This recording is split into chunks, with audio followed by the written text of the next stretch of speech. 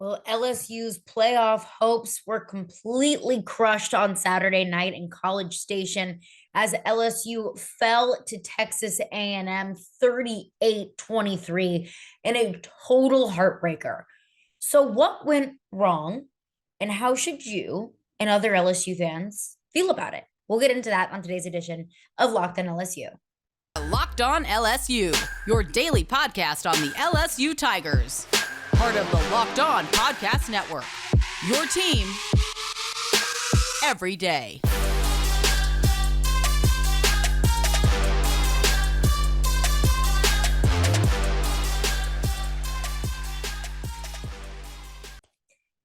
Well, thank you for making Locked on LSU your first listen every day. We are free and available wherever you get your podcast. Plus, you can find us on YouTube as well. So you can listen to the podcast while you're on the go, while you're in your car. But you can also throw it up on YouTube and you can watch the podcast. So check us out there and make sure to subscribe to Locked on LSU. I also want to let y'all know that today's edition of Locked on LSU is brought to you by Omaha Steaks. It's a gift from the heart, a gift that will be remembered with every unforgettable bite. Order with complete confidence today, knowing that you are ordering the very best. Visit omahasteaks.com. Use promo code LOCKED ON at checkout. One word, LOCKED ON, to get that extra $30 off your order. Well, what a disappointing Saturday. After we, for the past, 6 weeks, have been riding so incredibly high. A win over Florida on the road. You beat a top 10 undefeated Ole Miss team. And then after the bye, you turn around and you beat Alabama in Brian Kelly's first year. And we were all thinking, the sky is the limit. After a nail biter at Arkansas, when LSU was able to squeak out a win when nearly the entire team had the flu, and then a blowout over UAB, all LSU had to do was go into College Station, take care of business, and then go into the SEC championship with the hopes for a college football playoff bid still alive. But that's not what happened. That is not what happened. So what exactly did happen? Why exactly did LSU struggle so mightily against Texas A&M? And why did they lose against a downtrodden A&M team that had won 4 games at the time? They had no bowl hopes.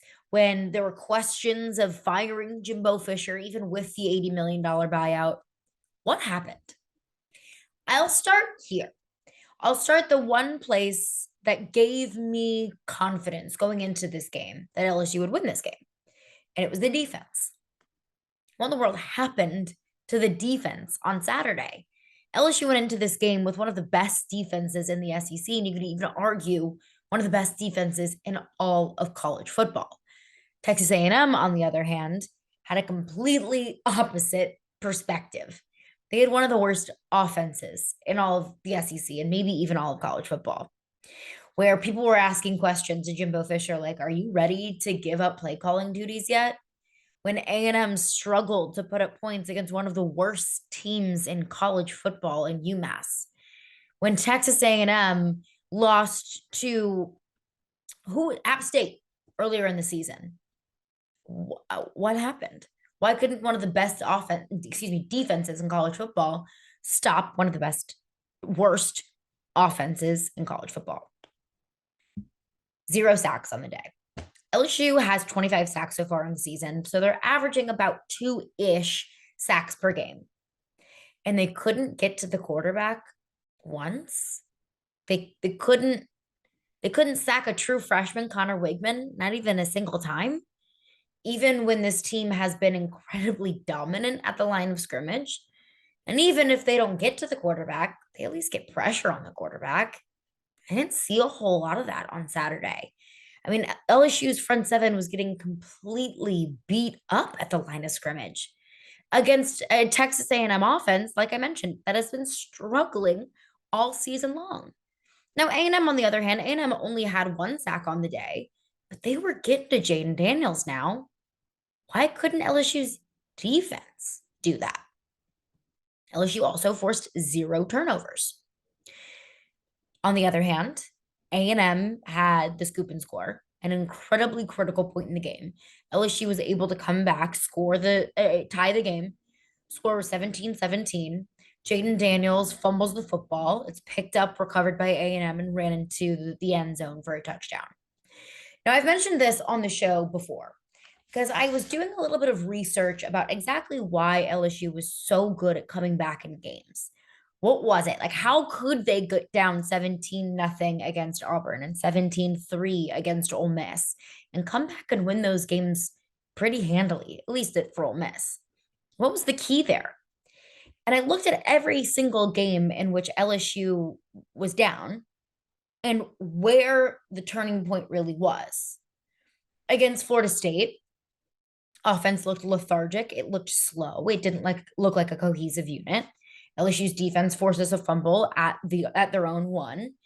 Makai Wingo recovers it, and then LSU's offense completely turns around and is able to march down the field in a minute and score a touchdown. What was the key there? Forced a fumble. Mississippi State, offense just was not clicking in the first half. Mississippi State is up 13-7. LSU kicks a field goal 13-10.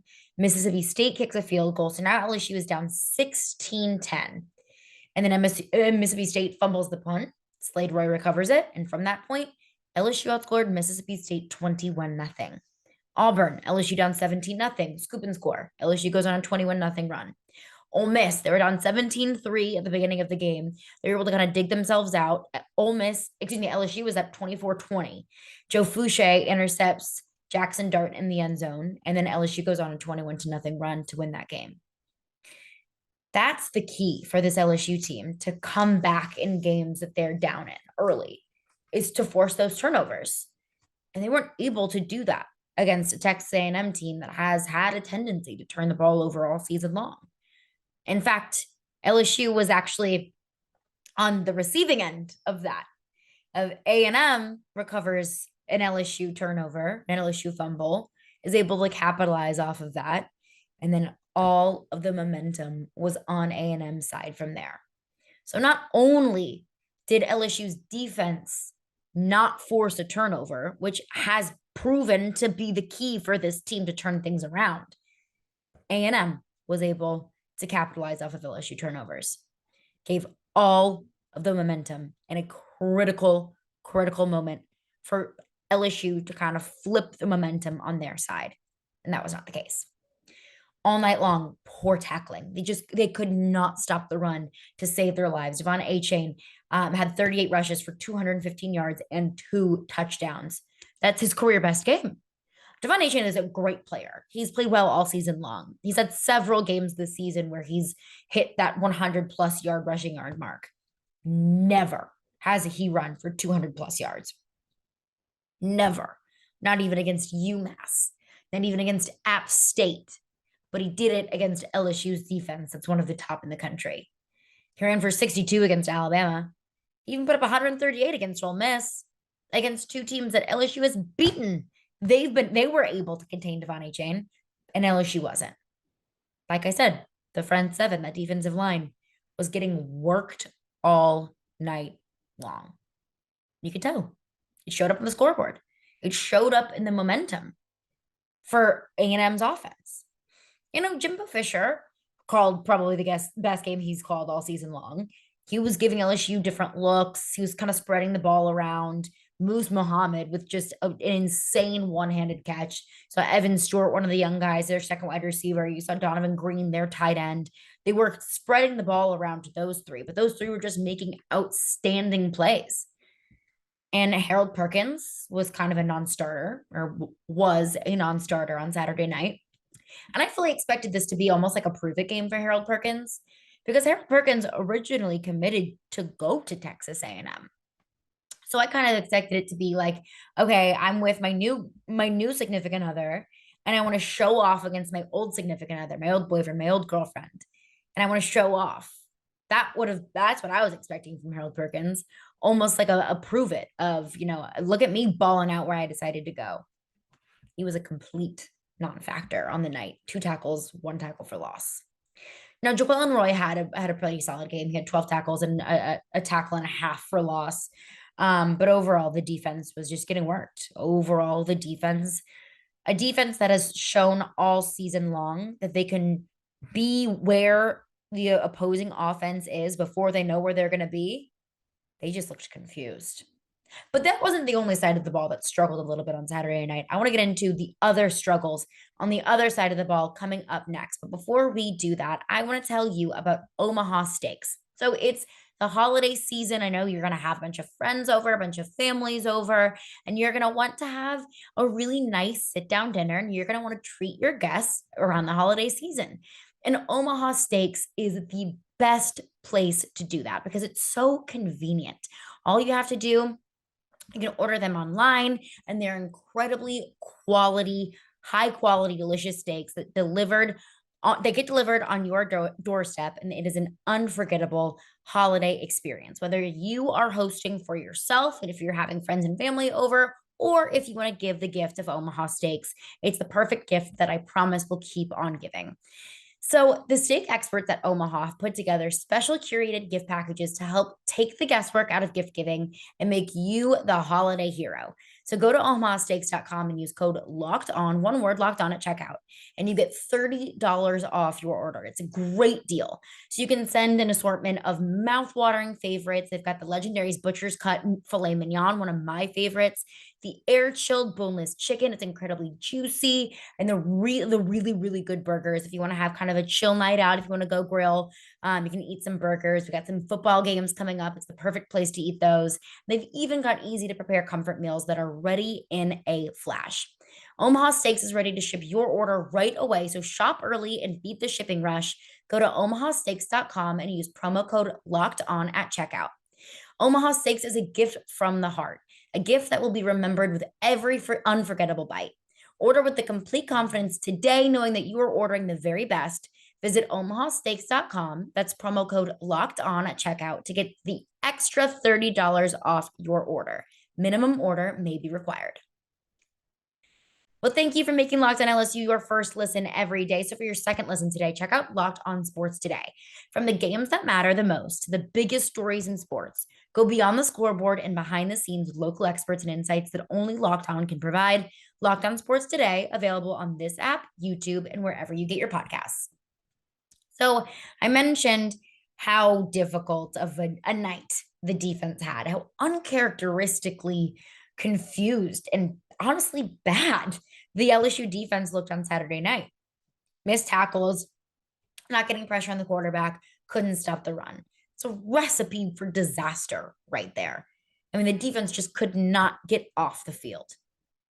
But the other side of that is the offense couldn't stay on the field. LSU struggled mightily converting on third downs on Saturday night. Something that I remember, this game reminded me a lot of the Florida State game, and that's not a good thing. It reminded me a lot of the Florida State game because I felt like this team just almost looked confused all night long, that they just weren't prepared for something. That they weren't prepared for, like the defense wasn't prepared for the looks that A&M's offense was giving. Like LSU's offense just wasn't really gelling. I remember very vividly talking about and watching the LSU Florida State game and just being so frustrated that they couldn't convert a third down. I remember talking about it very vividly about how frustrated I was about that. And I felt that same way against Texas A&M on Saturday. LSU was 4 for 11 on third downs. That is not good. That's not good, period. But that's also not good considering that Texas A&M was 10 of 15 on third down. I mentioned the issues on defense. I mean, A&M's offense was just running down the field and doing whatever they wanted to do. But the offense didn't do the defense very many favors. Jaden Daniels on the night was 21 of 35, 189 yards, 0 touchdowns, 0 interceptions, and a fumble, which of course turned into 7 points for Texas A&M. Now, couldn't hit the deep shots, the few deep shots that Jaden Daniels attempted. Receivers were dropping balls. Now, John Emery had a fine day. John Emery had 3 touchdowns on the night. He was the biggest catalyst for LSU's offense on the night. I don't want to take away that from John Emery, but the passing game, besides Malik Neighbors, really, the passing game really struggled. Receivers dropped balls. Jaden Daniels couldn't hit the deep shots, and if he even had time to hit those deep shots. So my question is, what went wrong? Why couldn't LSU's offense get more going? Why did LSU's offense look so discombobulated and confused? And I think I was not alone in that. You probably thought the same exact thing. And so did LSU reporters on Saturday night because they asked Brian Kelly, what went wrong? What was the problem on offense? It's a fair question to ask. When you throw for fewer than 200 yards and you lose to a Texas A&M team whose offense has been struggling all season long. And this is what really kind of bugged me was Brian Kelly's answer to this question. He said, I can't give you a great answer. We didn't make the plays that we normally make. We don't have the same fire that we normally have. Well, that's a problem. That's a problem that your offense didn't have the fire that it normally has, that your offense wasn't motivated like it was against Ole Miss or like it was against Florida or Alabama. It's easy to get fired up for those games. It's easy to fuel the fire for your offense and to get hyped up when you're playing an undefeated top 10 team, when you're playing your team, arguably your team's biggest rival in Alabama. It's easy to get fired up for those. It's not easy to get fired up against an A&M team that was 4-8, 4-7 at the time, 4-7 at the time, for a game that's the last one on your schedule before heading to Atlanta and taking on the SEC championship. Whenever your thoughts are probably on the college football playoff, it's not easy to get fired up for those games. But you know whose job that is? The coach. That's Brian Kelly's job. That's Mike Denbrock's job. And I know we're talking offense here, but that's Matt House's job also. That's the coach's job to get this team ready to play, to get this team motivated against a team that they're better than, to get this team focused and understanding that, hey, all we have to do tonight is win. And then we get to go compete for an SEC title. And hey, if we win that game, we probably go to the college football playoff. Can't get fired up for that. That falls on the coaching staff. That is coaching malpractice. When your offense doesn't play with the same fire that it did the week before. Because I remember very vividly last week, I said I was praising Brian Kelly for calling the UAB game a big game internally. Because I said it's UAB. We all looked past it, but they didn't, and that's good. But they looked past A&M, and I'm not accusing them of doing that. But when you don't play with the same fire that you normally play with, and when you play like that against A&M, I have to believe maybe was there a little bit of looking past? While we're on the coaching staff, while I'm criticizing the coaching staff, what in the world are you doing going for it on the 2-point conversion when you are down by 2 possessions? I mean, what in the world kind of decision was that? Oh my goodness. So it's in the fourth quarter. LSU is down 23-38. They go for it. They go for the 2-point conversion. And I didn't agree with the play call. I know that John Emery was really cooking all night long. They ran it with John Emery. I probably would have gone with a pass play there. But I understand the play call because the passing game wasn't really getting anything going all night long, and the run game was. You know, we can nitpick the play call, but it's the decision to go for it nonetheless. Okay, so you go for 2 and you get 2. Well, now you're down 25-38. That's still a 2-possession game. You get it. 25-38. 2-possession game. You don't get it. Well, now you're down 23-38. And you're going to have to go for it again to just tie the game if you're able to score twice and limit, oh my goodness, and limit what, I'm sorry, that was an ad on my computer, and limit what Texas A&M's offense could do, which is what LSU's defense struggled to do all night long. So it was so puzzling to me. Why go for it there? Just kick the extra point. You're down 2 scores and go on to the next. Get some stops, get your offense back on the field, march down the field and score. And I get it. Maybe Brian Kelly was thinking, okay, we're going to onside kick here, get the ball back, and we don't want to tie. We don't want to go to overtime. We just want to end it there. But like, isn't that a decision that you make whenever you have to? Why go for it when you're down 2 scores and then your quarterback gets hurt? Jaden Daniels injured his ankle on that play, and then Garrett Nussmeier came in after. So you go for 2 when it makes no sense. You don't get it, and now your quarterback's injured. Just a dumb decision. Even if they had made it, even if they had converted, I would have thought it's a dumb, dumb, dumb decision. So I look at the coaching staff, and they are partly culpable in this as well. And not getting the team fired up with that stupid 2-point conversion call. But coming up next, how should we feel about this loss? I have some thoughts that I want to get to coming up next. So how should LSU fans feel about this loss to Texas A&M? Not just the loss itself, but what it represents. How should we feel moving forward? I've got a little bit of optimism and a little bit of pessimism. My cup is both half empty and half full. And I will start with the pessimism. We'll end on a nice note here.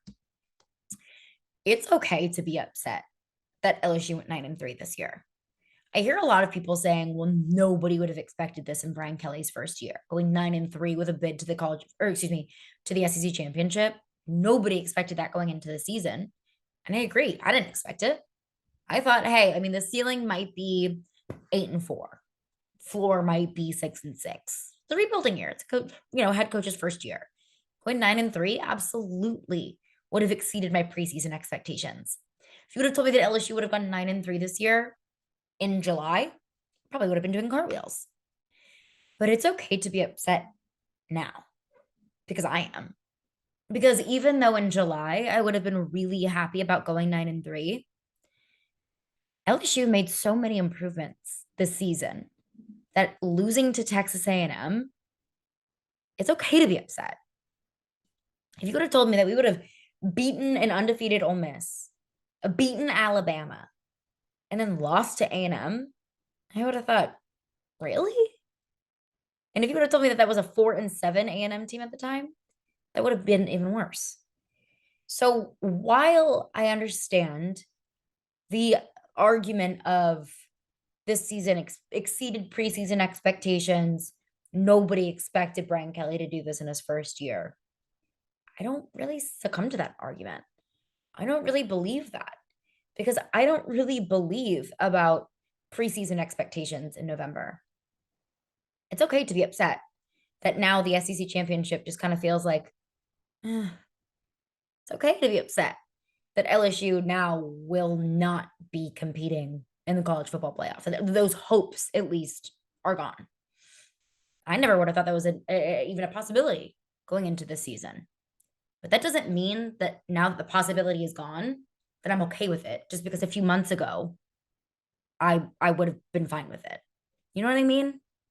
Preseason expectations mean nothing to me in November, whenever you made incredible strides and you had some huge wins in September, October, and November. So if you believe that, that's fine. I'm not saying your opinion is wrong. I'm just saying if you feel how I feel, totally justified. But I'll give you a little dose of optimism, because I think that LSU fans have a lot to be excited about. Losing to A&M sucks, and it's embarrassing. And A&M storming the field after beating LSU, I mean, you can say it's embarrassing for them all you want.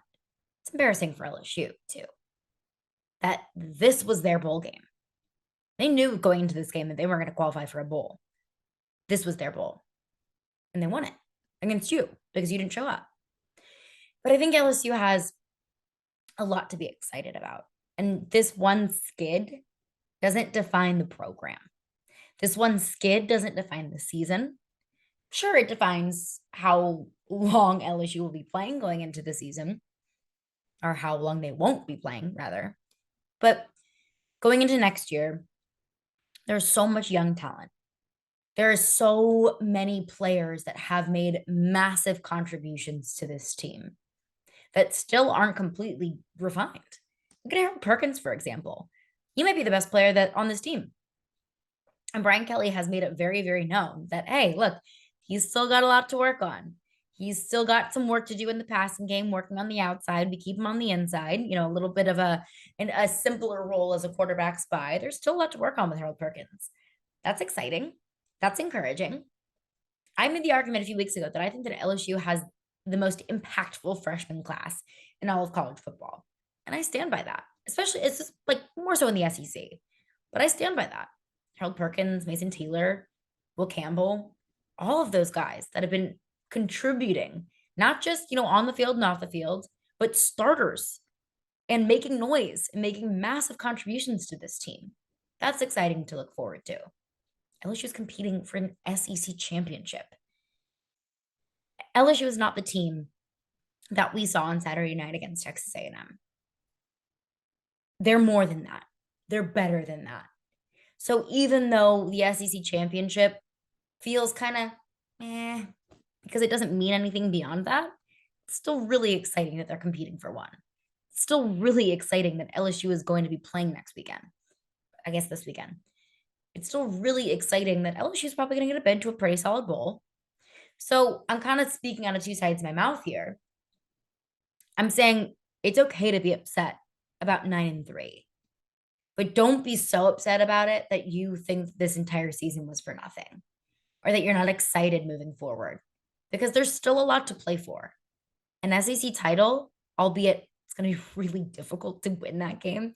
And I'll get into all the specifics about Georgia, and we'll chat with the hosts of Locked On Bulldogs coming up later this week. So I'll have all the breakdown for that game and just how difficult that game is going to be to win for LSU. But those are all things to look forward to. So I feel both ways. I think it's okay for you to feel both ways too. But that's going to do it for me today. Thank you for making Locked On LSU your first listen every day. We are free and available wherever you get your podcast. Plus, we're on YouTube as well. So if you enjoyed the show, hit that subscribe button on YouTube and you will get notified as soon as Locked On LSU drops.